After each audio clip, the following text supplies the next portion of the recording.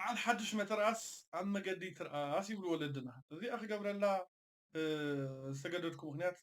ሓደ ምስ ዘሎ ህሉ ኩነታት ንሪኦ ኣለና ማለት ህግደፍን ህወሓትን ተዓሪቆም ምሕዝነት ገይሮም ስለዚ እቶም ናቶም ካድራት ገይሮም ስታሊን ኣብ ቀረባ እዋን ኣብ ኣስመራ ኣነ እውን ከይደ መቐለ ከይደ ከዓ ኣወል ኣፈኛ ናይ ኢሳያስ ኦኬ ማለት ከም ሕብረተሰብ ህዝቢ ኤርትራ ኣብ ኤርትራ ዘሎ መንእሰይ ናብ መቐለ ከይድ ኣብ መቐለ ዘሎ ናብ ኤርትራ ክመፅእ ሓደ ካብቲ ንህጎ ንደልዮ ንቃለሰሉ እውን እዩ ህዝቢ ኤርትራን ህዝቢ ትግራይን ሓደ ህዝቢ ምዃኑ ባዮሎጂካሊ ዋላ ክንቅይሮ እንተለና ዘይቅየር ምዃኑ ገለ ርዱእ እዩ ግን ንሕና ንብል ዘለና ብፍላይ ከዓ እቶም ህግደፍ ክትጥቀሙ ትማል ተደምረናል ኢልኩም ሎሚ ትግራይ ትዕወት ኣይከብድን ዶ ኣለሲ ኣይከብድን ዶ ትማሊ ትግራይ ትዕወት ስለ ዝበልና ተጋሩ ዶ ከዳዓት ዶ ገለ ትብሉ ነይርኩም ኦኬ ሕጂ ከንታይ ኢኹም ክትበሃሉ ንስኹም ምኽዳዕ ድዩ ኣይ ብሓቂ ሶ ሕጂ እንታይ ክብለኩም ሓንቲ ዘላትኩም ኣማራፂ ብፍላይ ከዓ እቶም ደገፍቲ ህግደፍ ፕሊስ ሕሰቡ ከምሰ እዚ ፀረ ህዝብን ሃገርን ዝኾነ ረብሓ ህዝቢ ኤርትራ ኣቐዲሙ ዘይፈልጥ ዲክታተራዊ ስርዓት ኢሳያስ ሓንቲ መዓልቲ እውን ትኹን ንህዝብን ሃገርን ዝሓይሽ ዝበሎ ሰላም ዘምፅእ ርግኣት ዘምፅእ ኣብቲ ዞባ ክገብር ኣይኽእልን እዩ እዚ ሕጂ ምስ ህወሓት ዝኽየድ ዘሎ ከይዲ እስትራተጂካዊ ከምዚ ንግዝያዊ እንታይ ዝበሃል እምበረይ ቀዋሚ ገለ ኣይኮነን በቃ ታክቲክ ዝጥቀምሉ ዘለው ጥራይ እዮም ንምንታይ ንዶክተር ኣብይ ንህለ ሰሚርና ጠፋእኻ በዝዶ በትዶ ንምባል እዩ እምበር ናይ ብሓቂ ንህዝቢ ኤርትራ ዘርብሕ ስራሕ ንክሰርሑ ሓልዮምሉ ገለመለ መፃኢ ናይ ስደት ዘሎ ሕብረተሰብና ዓዱ ዝምለሰሉ ምስ ህዝቡ ዝተሓቋቆፈሉ ገለ ሓሊምዎ ይፈልጥን ኢሳያስ ስለዚ ክተስተውዕሉ ኣለኩም ሕጂ እውን ትማል ንጎ ብዚ ነርና ገለመለ ከምኡ ንብለኩም ኢና ኣብ ዝነበርኩም ንበሩ ትማል ንጎ ንሕና እውን ኣብቲ ናይ ህግደፍ መስመር ነርና ኢና ዓሰርተታት ዓመታት ኩሉ ሰብ ካባይ ጀሚሩ ኣብቲ ቀዲምና ዝመፀናይ ቅድሚ ዓሰርተታት ዓመታት ክሳብ ዛ ሕጂ ዕለት ይመፅእ ኣሎ ሰብ ምስ ኣብ ህግደፍ ዝነበረ ክሳብ ሕጂ ከዓ በቃ ነዚ ስርዓት ይፈይልዎ ይመፅእ ኣሎ ይቃለስ ኣሎ ብዝቃልሲ ስለዚ ምሳና ምስቶም ኣሕዋትኩም ምስቶም ናይ ብሓቂ ሃገራውያን ምስቶም ንህዝብናን ሃገርናን ዘይከዳዕና ምስቶም ፅባሕ ድሕሪ ፅባሕ ንፁር ዝኾነ ርድኢትን ኣረኣያን ኣብ ሃገርናን ኣብ ህዝብናን ዘለና ብዛዕባ ብህዝብናን ብሃገርናን ዘይንዋገ እንታይ ድባል ተቃለስቲ ኣካላትኩም ምሳና ሁኑ ሕጂ እቲ ግዜኡ ዓገብ ትብልዎ ንስርዓት ዓገብ ትብልዎ ወላ ሓንቲ እመኑኒ ዝኾነ ዝተሓዝ ኮንተንት ድዩ ወይ ገለ የብሉን ስለዚ ሕጂ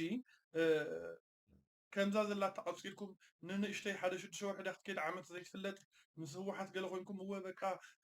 ምስ ህዝቢ ትግራይ ከምዚ ተጋጊና ኢና ነርና ዶ ከምዚ ኮይና ዶ ገለ ጀሚርኩም ኣለኹም ይርአኩም ኣለኹ እቶም ደገፍቲ ኦኬ ፅቡቅ ነገር እዩ ህዝቢ ትግራይ ኣካልኩም ዲ ሓኩም ምዃኑ ምፍላጥ ወላ ዝቕይሮ ሰብ እውን ከምዘየለ ብዛ ዓለም ፍሉጥ ነገር እዩ ኦኬ ፅቡቅ ነገር እዩ ግን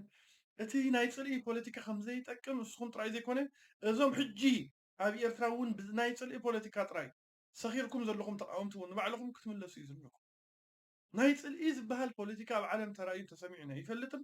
ፈፂሙ ከዓ ይሰርሕን እዩ ስለዚ ከምዘይሰርሕ ፈሊጥኩም እዞም ብተቃወምቲ ኮንኩም ብጀካ ፅልኢ ካልእ ዝኾነ ይኹን ትሕዝቶ ድዩ ወይ እውን ንፁር ዝኾነ ፖለቲካዊ ከይዲ ዘይብልኩም ከምኡ ከዓ እዞም ደገፍቲ ብናይ ፅልኢ ሰኺርኩም ዝነበርኩም ኣብ ህዝቢ ትግራይ ብፍላይ ከዓ ናብ ልብኩም ተመሊስኩም ሎሚ ብሓንሳብ ኮይና ምስ ህዝብና ኮይና ምስ ሰራዊትና ኮይና ነዚ ስርዓት እዚ ንኣልየሉ ዲሞክራሲያዊ ፍትሓዊ ስርዓት እንተኽለሉ ግዜን ሰዓትን ዝበለፀ እዩ ስለዚ ታደጊመ ደጋጊመ ከረድአኩም ዝደሊ ከጠንቅቐኩም ዝደሊ ብፍላይ እቶም ደገፍቲ እዚኣሲ ዓመት ዳ ክትከይ 6 ወርሒ ሲኻ እውን ላዕሊ ትቕፅል ረኽቢ ይኮነትን ምክንያቱ ህግደፍን ህወሓትን ሓውን ሓሰርን እዮም ኦፍኮርስ ናይ ክልቲኦም ኣብ ኩናት ጥራይ ዝነብር ስልጣን ስለ ዘለዎም ብኡ ይረኸቡ እዮም እንተኮይኑ ግን ሓዲኦም እዮም ክነብሩ ዘለዎም ክልቲኦም ክነብሩ ይኽእሉን እዮም እቶም ናይ ህወሓት መራሕቲ ተኾነ ኣብ ኣስመራ ንሶም ዝደልይዎ መንግስቲ ክተኽእሉ ጥራዮም ዘይትንቀትልን ዘንባህቑ እዞም ናይ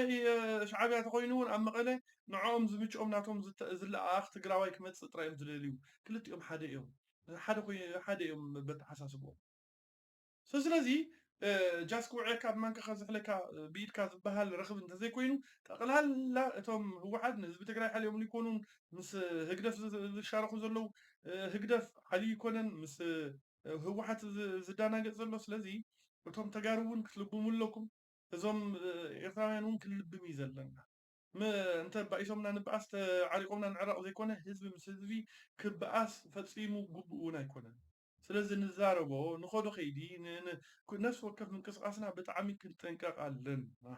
ስለዚ እዚኣ ተቐዳሚት ፃውዒት ነዞም ኣብ ደገፍቲ ህግደፍ ዘለኹም እያ ሕጂ ኣታ ግዜ ንሰምረላ ሕጂ ኢኹም ናይ ባሓቂ ናብ ዝቓልሲ ክትመፁ ዘለኩም ሕጂ ኢና ብሓሳብ ኮይና ስርዓት እዚ ኣሊና ዲሞክራስያዊ ዝእመን ፍትሓዊ ዝኾነ መንግስቲ ክንሰርሕ ዘለና ስለዚ እዚኣ ከዓ ክሰርሑላ ኣለኩም ዌልካም ከዓ ክብለኩም ይደሊ